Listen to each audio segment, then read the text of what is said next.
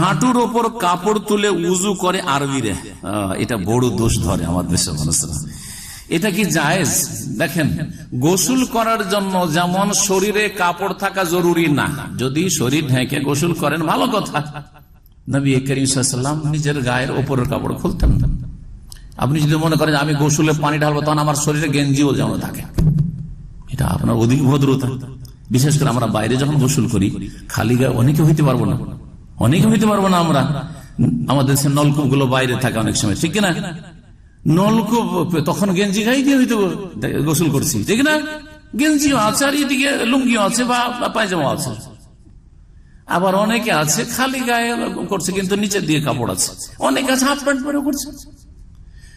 নির্জনের লোকজনের সামনে যদি না থাকে, নির্জনে থাকে, তাহলে শরীরে কাপড় রেখে গোসল করতে হবে, এমন কোনো জরুরি বিষয় নয়।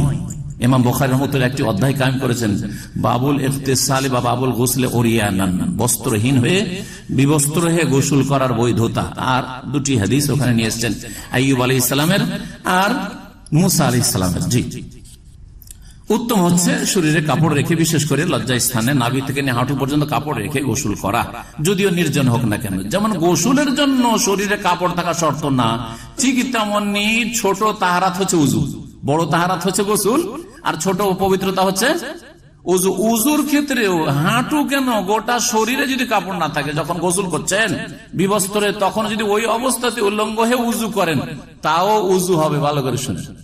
আর যদি কেউ বলে আরে দেখো দেখো আমার এই ফুতোর উপরে কেউ দেখো দেখো, খুব মূর্খ লোকেরা হয়তো কিছু লিখবে, বুঝা গেছে কিনা, ওকে বলবো যে একটা দলিল নিয়ে আসো যে উজু ভঙ্গের কারণগুলির মধ্যে হাঁটুর ওপর কাপড় উঠা। একটা দলিল নিয়ে আসো, বেশি কিছু চাই না, আমি দলিলের সাথে চলতে চাই। বুঝা গেছে কিনা? আবার বুঝাচ্ছি যে যেমন গোসলের জন্য শরীরে কাপড় থাকা জরুরি না, ঠিক তেমনি উজুর সময় শরীরে কাপড় থাকা জরুরি নাই। সুতরাং হাঁটুর উপরে কাপড় উঠলেও উজু হবে, উজু করতেও পারবেন, আর উজু নষ্ট হবে না। কিন্তু ভারত, বাংলাদেশ, পাকিস্তান, আমরাও ছোটতে ওইরকম মনে করতাম, আরে হাঁটুর উপরে যেন কাপড় না উঠে, হাঁটুর উপরে কাপড়